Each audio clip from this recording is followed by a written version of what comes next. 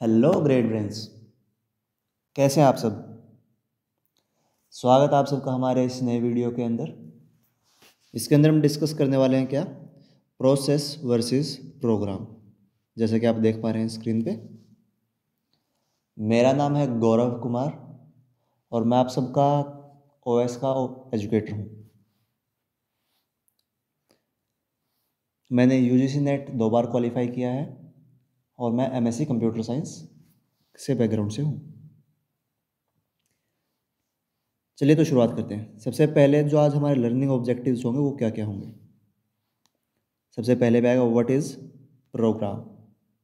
Second objective होगा हमारा what is a process. Third, की difference between the process and program. हम इसमें कंपैरेटिव स्टडी करेंगे ताकि आपको ये चीज़ें जो है बेटर क्लियर हो जाएं। फोर्थ हमारा ऑब्जेक्टिव होगा क्या, process state and life cycle.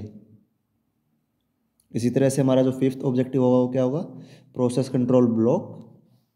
Sixth objective जो हमारा होने वाला है वो क्या है, प्रोसेस शेड्यूलिंग बेसिक्स। इस वीडियो में हम सिर्फ बेसिक्स को डिस्कस करेंगे, कुछ ज़्यादा डिटेल में जाएंगे नहीं। सेवेंथ हमारा जो टॉपिक होने वाला है जो हम डिस्कस करेंगे वो क्या है, कॉन्टेक्स्ट स्विचिंग। और last but not the list, real world application. चलिए तो शुरुआत करते हैं। सबसे पहला, प्रोग्राम है क्या एक्चुअल में। देखिए आपको यहाँ पे डेफिनेशन दिख रही है, a static entity containing a set of instruction to perform a specific task। इसका मतलब क्या है, जो प्रोग्राम है वो एक स्टैटिक एंटिटी होती है। स्टैटिक यानी जो मूव ना कर रही हो, स्टेबल हो एक जगह पे। जैसे यहाँ पे एग्जांपल के लिए आपको दिया गया है क्या, एक रेसिपी बुक जो टेबल पर रखी हुई है सिर्फ, वो एक स्टैटिक एंटिटी है। ठीक है, उसके अंदर होता क्या एक्चुअल में, a set of instruction to perform a specific task। ठीक है प्यारे बच्चों, जो प्रोग्राम है उसके अंदर क्या है, सेट ऑफ इंस्ट्रक्शंस है परफॉर्म करने के लिए किसी स्पेसिफिक टास्क को। इसकी कैरेक्टरिस्टिक्स क्या क्या है, stored in static storage, secondary storage as a executable file. जो प्रोग्राम होता है वो किस में स्टोर होता है, हमारी सेकेंडरी स्टोरेज में। किस रूप में होता है, एज एन एग्जीक्यूटेबल फाइल, जो रेडी है एग्जीक्यूशन के लिए। अगला, contain code data and information about resource requirements. इसके अंदर होता क्या क्या है, कोड होता है, डाटा होता है और इन्फॉर्मेशन होती है किस किस के बारे में, रिसोर्स और रिक्वायरमेंट्स के बारे में। रिसोर्स की जो रिक्वायरमेंट्स प्रोसेस को होने वाली है उसके बारे में। Does not require resource until execution. अब सबसे बढ़िया बात क्या होती है प्रोग्राम की, कि उसे रिसोर्सेज की ज़रूरत नहीं होती एग्जीक्यूशन से पहले तक, क्योंकि वो स्टैटिक एंटिटी है। एग्जांपल्स क्या क्या है इसमें, जैसे आपने कुछ फाइल्स देखे होंगे, chrome.exe, ये जो exe है एक्सटेंशन, ये हमें दिखा रहा है क्या, ये एग्जीक्यूटेबल फाइल है। अगला एग्जांपल हमारे पास क्या है, word.exe। इसको हमने समझने के लिए क्या समझा है, एक रेसिपी बुक है जो बुक शेल्फ पे रखी हुई है, उसका एज सच कोई काम हो नहीं रहा है, वो एक स्टैटिक एंटिटी है। उसके अंदर क्या है, सेट ऑफ इंस्ट्रक्शन किसी स्पेसिफिक डिश को बनाने के लिए। अब अगला पॉइंट हम जो डिस्कस करने वाले वो क्या है, what is a process. An active instance of a program in execution. यहाँ पे आपको ध्यान देना किस चीज़ के ऊपर, इन एग्जीक्यूशन। मतलब क्या है, जो प्रोग्राम था वो तो क्या था, स्टैटिक एंटिटी था, लेकिन जो प्रोसेस है वो क्या है, एक्टिव एंटिटी। क्या है, एक्टिव एंटिटी, जिसे हम क्या बोल सकते हैं, प्रोग्राम इन एग्जीक्यूशन। कैरेक्टरिस्टिक्स क्या क्या है अब इसकी, सबसे पहले कैरेक्टरिस्टिक तो यही होगी इसकी, क्या, डायनेमिक एंटिटी है जो चेंज होती रहती है विद अ लाइफ साइकिल। इसकी एक खुद की पर्टिकुलर क्या होगी, एक लाइफ साइकिल होगी। जैसे इंसानों की होती है कि पहले बच्चे होते हैं, फिर अडल्ट्स बनते हैं, उसके बाद फिर बूढ़े होकर मर जाते हैं। उसी तरह से प्रोसेस की भी क्या होती है, अलग अलग स्टेट्स होती हैं। रिक्वायर्स रिसोर्स, मतलब क्या है, जो प्रोसेस है उसको रिसोर्सेज की ज़रूरत होती है एग्जीक्यूशन में। जैसे कि रिसोर्सेज क्या क्या हो सकते हैं, CPU, time, memory, input output devices, ये सभी के सभी क्या हैं, रिक्वायरमेंट्स हैं। Has its own address, space, execution, content, मतलब क्या है, जो प्रोसेस है उसके पास खुद का ही क्या होता है, एक एड्रेस स्पेस होता है और एग्जीक्यूशन कॉन्टेक्स्ट होता है। अब जो हमने ऊपर एग्जांपल लिया था रेसिपी बुक का, तो रेसिपी बुक पढ़ के जब इंसान क्या कर रहा है, एक प्रोसेस कर रहा है, तो वो क्या एक्चुअल में एक प्रोसेस है, कुकिंग कर रहा है वो। मान के चलिए अगर कोई बच्चा क्या कर रहा है, चावल बना रहा है या फिर कोई कुछ और कुकिंग कर रहा है, तो वो क्या होगी, प्रोसेस होगी, वो स्टैटिक एंटिटी नहीं होगी, वो क्या होगी, एक एक्टिव एंटिटी।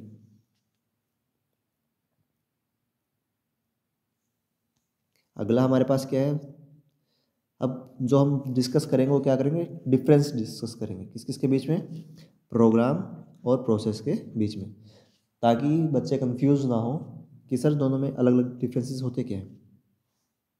देखिए, प्रोग्राम क्या है, एक स्टैटिक एंटिटी, और जो प्रोसेस है वो क्या है, डायनेमिक, मतलब क्या, जो चेंज होता रहे वो डायनेमिक, जो चेंज ना हो वो क्या है, static. Storage, secondary storage, mostly हमारी जो चीज़ें होती हैं वो सेकेंडरी स्टोरेज में ही स्टोर होती है जब तक कि उन्हें क्या एग्जीक्यूट करने का टाइम ना आए। तो जो प्रोसेस है वो किस में होती है, मेन मेमोरी में। किस में, मेन मेमोरी में।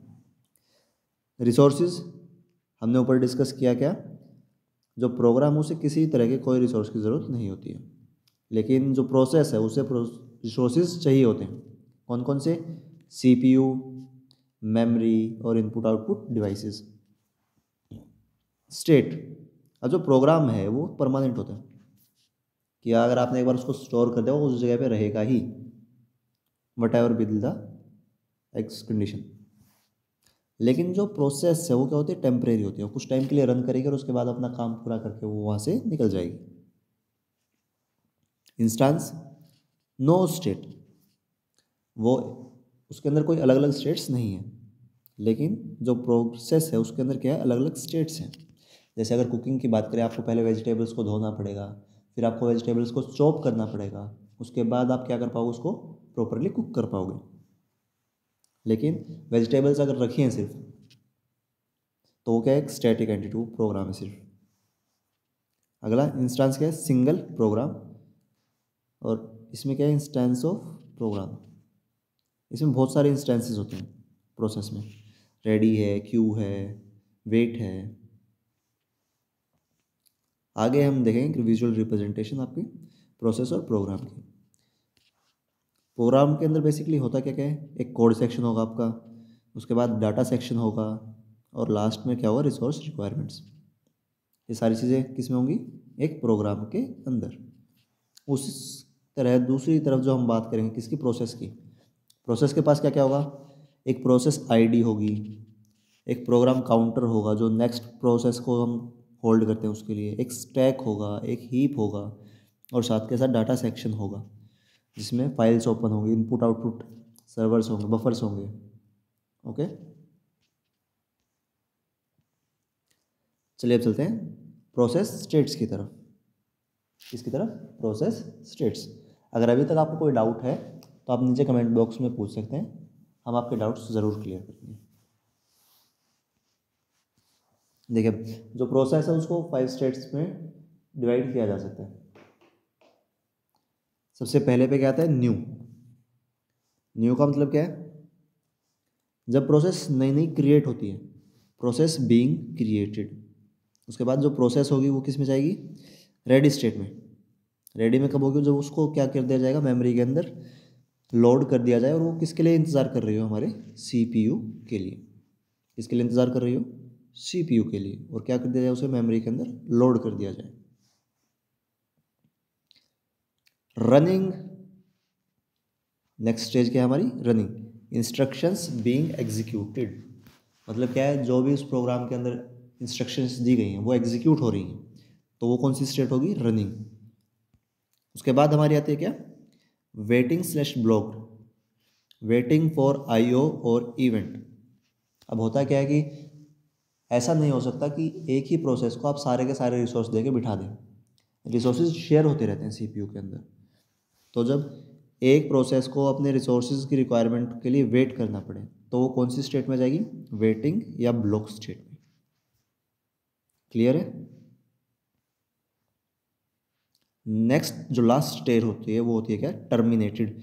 जब प्रोसेस अपना काम कर दे उसके बाद उसको क्या करना होता है, टर्मिनेट होना होता है, फिनिश्ड एग्जीक्यूशन। ये यहाँ पे आपको एक फ्लो चार्ट की तरह मदद से बताया गया जो डिफरेंट स्टेट्स हैं उसको।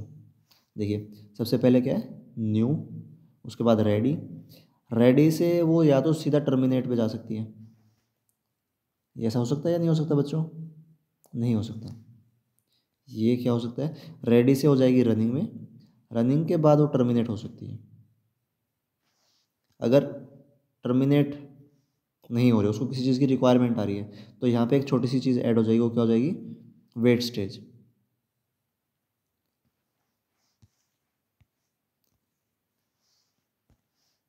क्या है यहाँ पे, वेट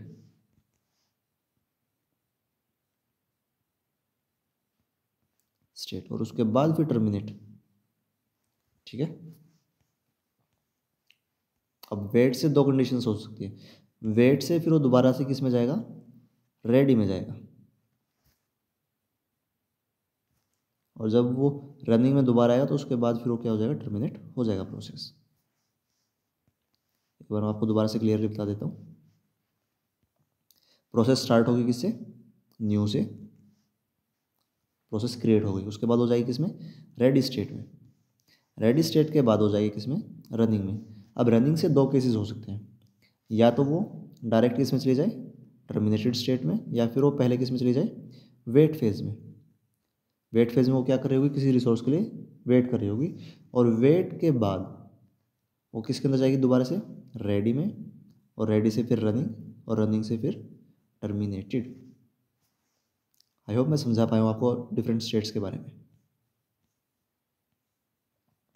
अगला है हमारे पास प्रोसेस कंट्रोल ब्लॉक, पीसीबी, जिसे हम शॉर्ट में बोल देते हैं। इसके अंदर होता क्या क्या है, data structures maintained by OS for each process. जो हमारी ऑपरेटिंग सिस्टम है वो different different data structures maintain करते हैं किसी भी प्रोसेस के लिए, उन्हीं को हम डिस्कस करेंगे अभी क्या क्या होता है पीसीबी में। पहले पे होती है प्रोसेस आईडी। जैसे आपके रोल नंबर्स यूनिक होते हैं उसी तरह से हर एक प्रोसेस की जो प्रोसेस आईडी है वो क्या होती है, यूनिक होती है। अगला है हमारे पास प्रोसेस स्टेट। अब प्रोसेस स्टेट में से जो मैंने ऊपर डिस्कस किए हमने स्टेट्स, उनमें से किसी भी स्टेट में हो सकता है, रेडी में, रनिंग में, न्यू में, या टर्मिनेटेड में। अगला हमारा आता है क्या, प्रोग्राम काउंटर। इसमें होता क्या, नेक्स्ट इंस्ट्रक्शन एड्रेस, मतलब जो नेक्स्ट इंस्ट्रक्शन एग्जीक्यूट होने वाले है उसका एड्रेस होता है इसके अंदर स्टोर, किसमें, प्रोग्राम काउंटर में। नेक्स्ट अपना सीपीयू रजिस्टर, रजिस्टर कंटेंट्स। अब जैसे आप रजिस्टर में अपने नोट्स लिखते हैं तो उसी तरह से इसमें क्या होता है, कंटेंट्स होते हैं। फिफ्थ नंबर पे क्या है, मेमोरी मैनेजमेंट इन्फो। अब मेमोरी मैनेजमेंट इन्फो का मतलब क्या है कि जो हमें प्रोसेस चल रही है उसको किस जगह पे स्टोर किया गया, उसके रिसोर्सेज कहाँ कहाँ पड़े हैं, ये सारी चीज़ें किसके अंदर होती है, मेमोरी मैनेजमेंट इन्फो के अंदर। उसके बाद accounting info, CPU time used, time limits. इसके अंदर क्या होता है कि सीपीयू कितने टाइम के लिए चाहिएगा, कितने टाइम के लिए उसने इस्तेमाल किया है, और साथ के साथ टाइम की लिमिट्स क्या क्या है, ये सारी चीज़ें किसके अंदर होंगी, अकाउंटिंग इन्फो के अंदर। और यही चीज़ जो क्या करती है, इनेबल करती है किसको, कॉन्टेक्स्ट स्विचिंग को। देखिए यहाँ पे मैंने आपको एक डायग्रामेटिक तौर पे दिखाया गया। सबसे ऊपर क्या है, प्रोसेस आईडी, फिर process state, program counter, CPU register, memory management info, accounting info, और लास्ट में क्या आता है, इनपुट आउटपुट स्टेटस इन्फो। यानी जो हमें इनपुट और आउटपुट के लिए रिसोर्सेज है वो मिले हैं या नहीं मिले हैं, या फिर कितने बाकी हैं कितने नहीं हैं। चलिए चलते हैं अगली स्लाइड की तरफ। Process creation and termination. सबसे पहले पढ़ेंगे प्रोसेस क्रिएशन। प्रोसेस क्रिएशन में क्या है हमारे पास, मेथड्स सबसे पहला सिस्टम इनिशियलाइजेशन, मतलब क्या है, किसी प्रोसेस को सिस्टम ही खुद क्या कर दे, इनिशियलाइज कर दे। उसके बाद एग्जीक्यूशन ऑफ प्रोसेस, क्या करना है, प्रोसेस की एग्जीक्यूशन।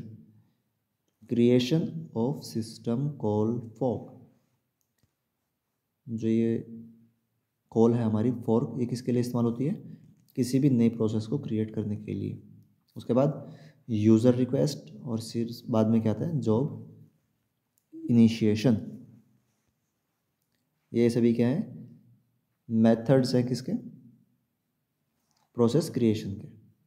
सिस्टम इनिशियलाइज कर दें, या फिर हम फॉर्क का इस्तेमाल कर दें, या फिर यूज़र की रिक्वेस्ट से हो जाए, या फिर batch job initiation. Example, fork in Unix and create process in Windows.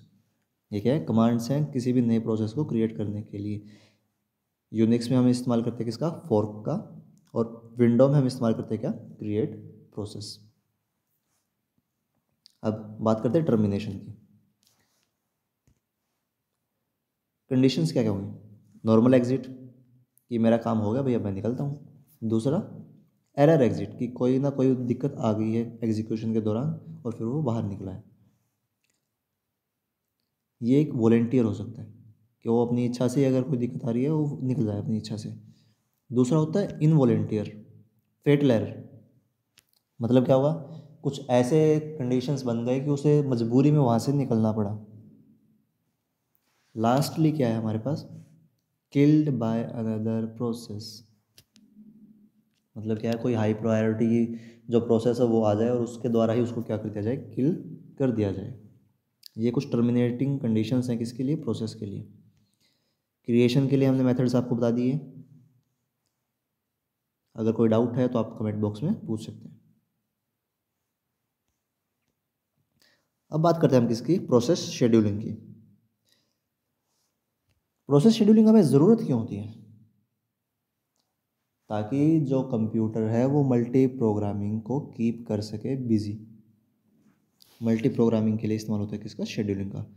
और मल्टी प्रोग्रामिंग हम कर क्यों रहे हैं, ताकि हम सीपीयू का जो यूटिलाइजेशन है वो सबसे बेस्ट तरीके से कर सकें। दूसरा केस क्या होता है, टाइम शेयरिंग वाले जो हमारे ऑपरेटिंग सिस्टम होते हैं, ताकि जो सिस्टम है वो रिस्पॉन्सिव रहे, ऐसा ना हो कि हमें डिलेड रिस्पॉन्स मिल रहे हो। अब शेड्यूलिंग क्यूज हैं कुछ, देखिए, लॉन्ग टर्म शेड्यूलिंग क्यू, एक क्या, इसको और क्या कहते हैं हम, job scheduler. Loads into memory, मतलब क्या, अगर किसी चीज़ को मेमोरी के अंदर लोड करना है तो हम क्या करते हैं, लॉन्ग टर्म शेड्यूलर का इस्तेमाल करते हैं, या फिर जिसे हम बोलते हैं क्या, जॉब शेड्यूलर। अगर हमें select the process for execution, process को सेलेक्ट करना किसके लिए, एग्जीक्यूशन के लिए, तो वो कैसे होता है, शॉर्ट टर्म से, और उसे हम दूसरी भाषा में क्या बोलते हैं, हमारा सीपीयू शेड्यूलर। इसमें आपसे क्वेश्चन ऐसे भी पूछा जा सकता है कि जो सीपीयू शेड्यूलर है वो लॉन्ग टर्म शेड्यूलर है या फिर शॉर्ट टर्म शेड्यूलर है, तो इसका जवाब क्या होगा, short term scheduler.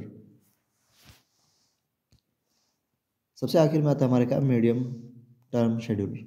Swapping between memory and disk, जो मेमोरी और डिस्क के बीच में स्वैप करने का काम है वो कौन करता है, हमारा मीडियम टर्म शेड्यूलर। ठीक है, देखिए अब यहाँ पे जो बेसिकली यूज़ होते हैं वो शेड्यूलर्स दोबारा रिपीट हुए, लॉन्ग टर्म शेड्यूलर और short term scheduler. Long term का क्या है, लोड्स इनटू मेमोरी। उसी तरह से शॉर्ट टर्म का क्या है, select process for execution.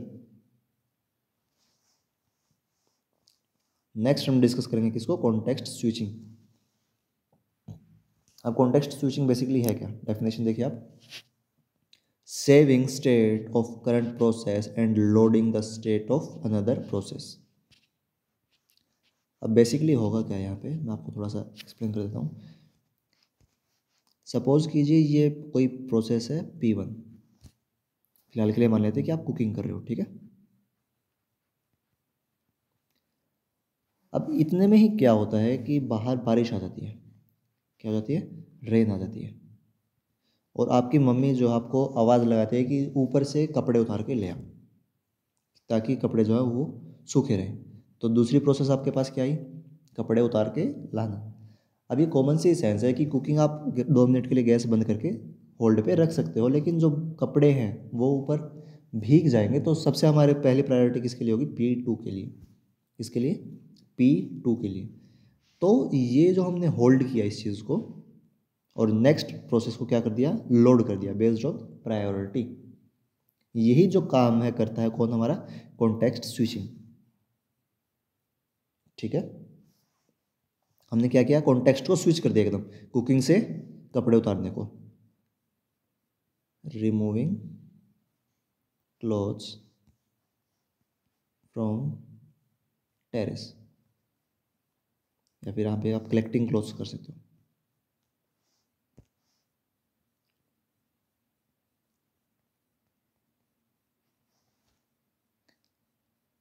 I hope आपको समझ में आ गया। चलिए अब बढ़ते हैं। व्हेन इट अकर्स, कि कॉन्टेक्स्ट स्विचिंग होगी कब? Process time quantum expires. अब होता क्या बेसिकली, जो सीपीयू है उसको टाइम क्वांटम में डिस्ट्रीब्यूट कर दिया जाता है। जैसे 2 सेकेंड्स का अगर मान के चलें कि टाइम क्वांटम है, तो इसमें क्या होगा? पहला प्रोसेस, फिर दूसरा प्रोसेस, फिर तीसरा प्रोसेस, वो सीक्वेंशली क्या होंगे? सीपीयू को होल्ड करेंगे ताकि कोई भी एक स्टेट जो डेड स्टेट में ना पहुंच सके। दूसरा, process goes into waiting state. Process क्या कर दे? वेटिंग स्टेज में चली जाए किसी रिसोर्स के कमी के कारण। तीसरा, इनपुट आउटपुट की रिक्वेस्ट दे रही हो वो। और चौथा हमारे पास क्या है? High priority process arrives. जैसे कि हमने ऊपर वाले एग्जांपल में देखा कि हाई प्रायोरिटी की जो प्रोसेस थी वो अराइव हो गई थी। क्या था? वो छत से कपड़े को उतार के लाना। अब ओवरहेड क्या है? Pure overhead, CPU does not use full work during switching. मतलब क्या है? ये कंप्लीटली यूजलेस ओवरहेड, क्योंकि इस टाइम पे जो सीपीयू को कोई भी काम नहीं कर रहा होता जो हमारे लिए प्रोडक्टिवली काम आ रहा हो। Performance impact, modern CPUs optimize with hardware support. जो प्रोसेस को परफॉर्मेंस को इम्पैक्ट कर सकती थी ये चीज़, इसको ऑप्टिमाइज़ किया गया है मॉडर्न सीपीयूज में। किसके द्वारा? हार्डवेयर सपोर्ट के द्वारा। यहाँ पे आपको विजुअल रिप्रेजेंटेशन मिल रही है। आपको देखो, प्रोसेस ए रनिंग, कुकिंग चल रही थी, उसकी स्टेट को सेव कर दिया गया कि अगर हम वेजिटेबल चॉप करें तो उसको वहीं पे रख दिया गया।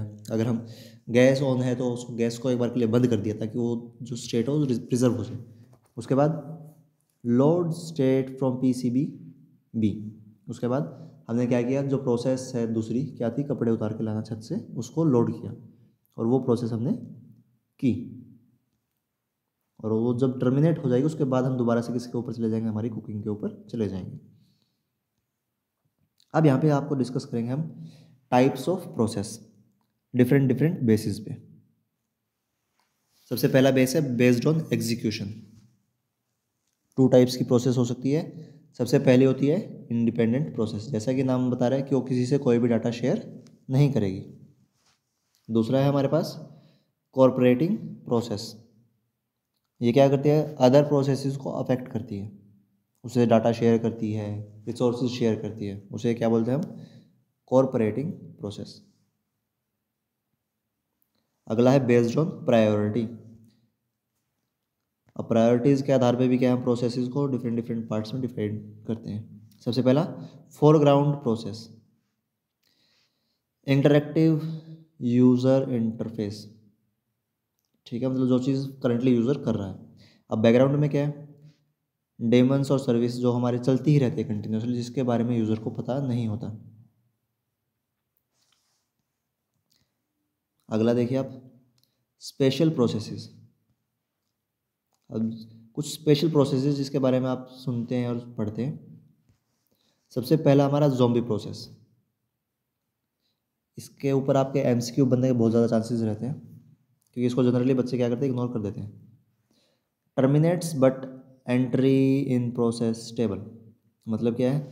प्रोसेस टेबल के अंदर तो वो है प्रोसेस, लेकिन उसकी जो कंडीशन है या फिर जो उसकी स्टेट है वो कौन सी स्टेट है? टर्मिनेटेड स्टेट है। उसे हम बोलते हैं क्या? Zombie process. उसके बाद आती है हमारी ऑर्फन प्रोसेस। इसे हम बोलते हैं अनाथ प्रोसेस, जिसके पेरेंट्स क्या हैं? टर्मिनेट हो चुके चाइल्ड से पहले। ये हमारी जो बेसिक एनालॉगी है वही चल रही है ऑर्फन। सबसे आखिर में आती है हमारी क्या, डेमॉन प्रोसेस। ये बेसिकली होती क्या है, प्रोसेसेस जो ऑपरेटिंग सिस्टम बैकग्राउंड में करता ही रहता है, जिसका हमें कोई आइडिया ही नहीं होता। मेमोरी मैनेजमेंट का जो काम करता रहता है वो, है ना। तो इस तरह का जो काम वो करता रहता है फोरग्राउंड में, बैकग्राउंड में, उसे हम बोलते हैं क्या, डेमॉन प्रोसेस। अब आपको यहाँ पे कुछ रियल लाइफ एग्जांपल्स दिए गए हैं। सबसे पहला वेब सर्वर सिनेरियो। प्रोग्राम क्या है हमारे पास, अपाचे 2 डिस्क के ऊपर है, और इसकी प्रोसेस क्या होगी, multiple Apache 2 processes handling client requests. मतलब क्या है, बहुत सारे अपाचे 2 प्रोसेसेस क्या है, क्लाइंट की रिक्वेस्ट को हैंडल कर रहे होंगे। एनालॉगी क्या है, actual cooking using the recipe book. मतलब क्या है, रेसिपी बुक का इस्तेमाल करते हुए हमें क्या कर रहे हैं, एक्चुअल में कुकिंग कर रहे हैं। डेवलपमेंट इन्वायरमेंट में क्या है, program GCC app, each compilation creates a new process. मतलब क्या, जैसे ही हमको एक नया कंपाइलेशन शुरू करते हैं तो एक अलग से ही प्रोसेस शुरू होती है। अगला है हमारा मोबाइल एप्लीकेशन।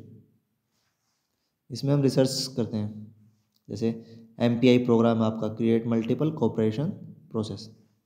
जो MPI प्रोग्राम्स होते हैं वो क्या करते हैं, मल्टीपल्स कोऑपरेटिंग प्रोसेसेस को क्रिएट करते हैं। अब कोऑपरेटिंग क्या प्रोसेस होती है, आप मुझे कमेंट बॉक्स में बताएंगे नीचे, ताकि आपकी रिवीजन हो जाए और सेशन जो वो इंटरेक्टिव बना रहे।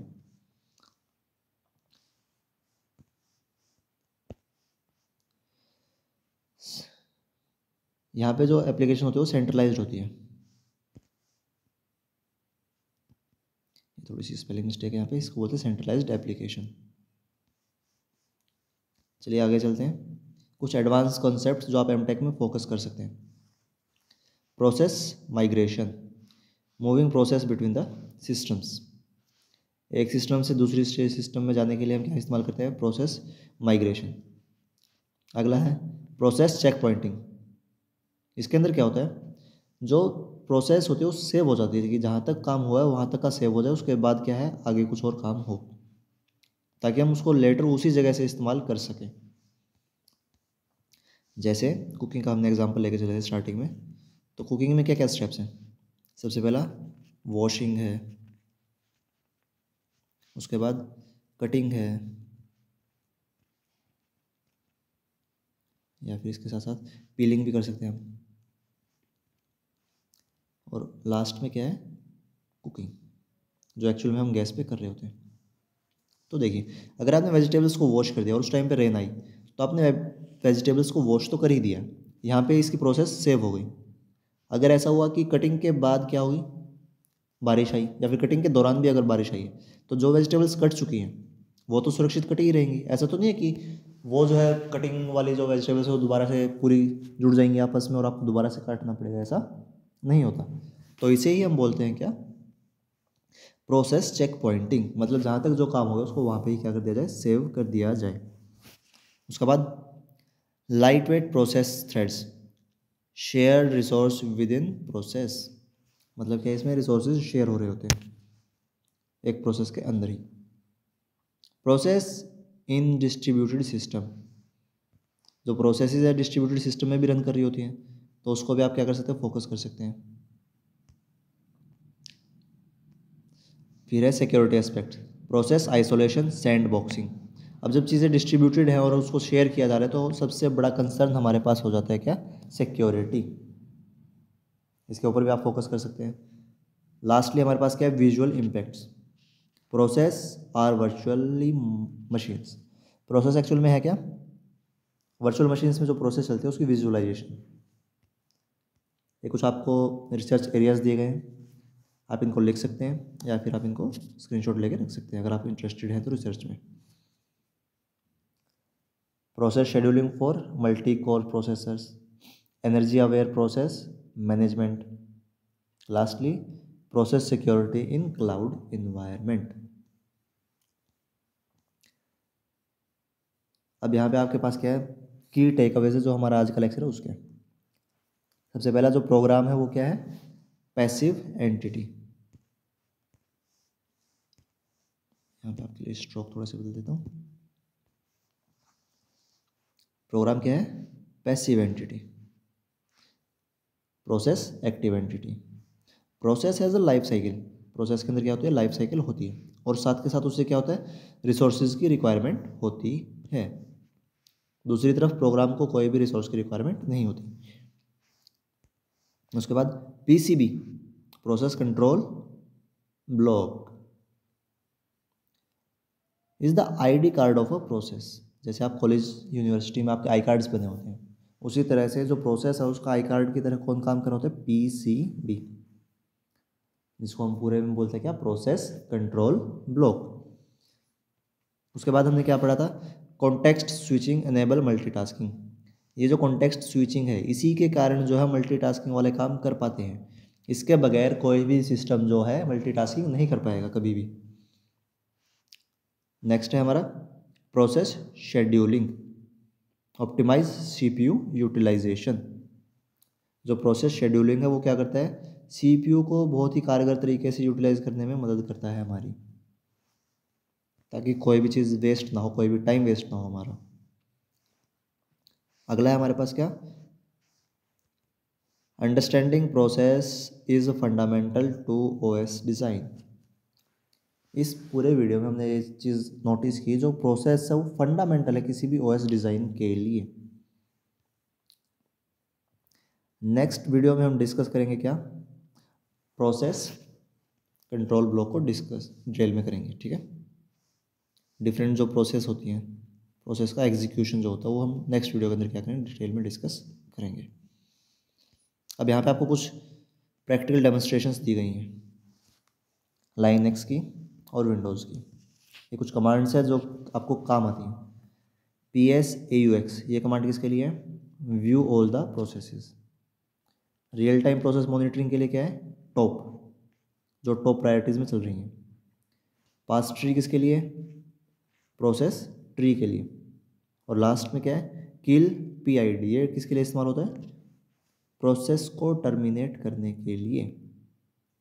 और फिर किसी प्रोसेस की इंफॉर्मेशन डायरेक्टरी को चेक करने के लिए क्या होता है, PID, ये किसके लिए, लाइनक्स के लिए। अभी यही बात करते हैं किसमें, विंडोज़ में। Task list, list all processes, processes की लिस्ट के लिए क्या होता है, task list. Task kill the process. Resource monitoring के लिए क्या है, GUI प्रोसेस मॉनिटरिंग, कि ग्राफिक यूजर इंटरफेस में क्या क्या चल रहा है। नेक्स्ट है हमारे पास क्वेश्चन आंसर सेशंस, जो हम पिछले वीडियो में डिस्कस कर चुके हैं, उसी के लिए आपके पास क्वेश्चंस हैं। सबसे पहला क्या है, what does process management differ, how does process management differ in real time versus general OS. इसमें देखिए आप, जो रियल टाइम ऑपरेटिंग सिस्टम्स होते हैं हमारे, वो टाइम बाउंड होते हैं, उनको अपने टाइम पे ही क्या होता है, आउटपुट चाहिए होता है। ऐसा नहीं है कि आप डिले कर सकते हो उस आउटपुट को। लेकिन जनरल पर्पज़ में अगर एक बार के लिए थोड़ा बहुत डिले होता है तो इतना इशू वाली बात नहीं रहती है। Next, what happens during the fork system call. अब फोर्क सिस्टम कॉल किसके लिए इस्तेमाल होती है, ये हमने आज की वीडियो में डिस्कस किया आपके साथ। किसी भी नए प्रोसेस को क्रिएट करने के लिए हम क्या इस्तेमाल करते हैं, फोर्क सिस्टम कॉल का इस्तेमाल करते हैं। अगला है हमारे पास question, how do containers manage process differently. इसका आंसर क्या होगा, कंटेनर्स में process host OS kernel share करता है। मतलब क्या है, जो कर्नल है वो प्रोसेस को होस्ट कहाँ पे करता है, कंटेनर में।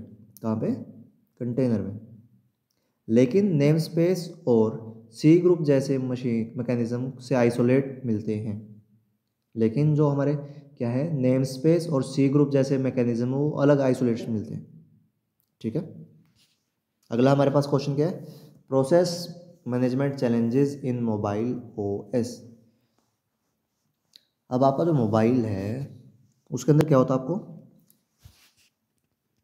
अब जैसे ये मोबाइल मैं ही यूज़ कर रहा हूँ आपके वीडियो लेक्चर्स रिकॉर्ड करने के लिए, तो इसमें क्या है, उसे मेरा जो काम है वो टॉप प्रायोरिटी पे रखना पड़ता है, उसके सिस्टम के ऐप को इग्नोर करते हुए। तो ये क्या एक बेसिकली चैलेंज है कि हमारे पास लिमिटेड रिसोर्सेज हैं, क्या है, लिमिटेड रिसोर्सेज।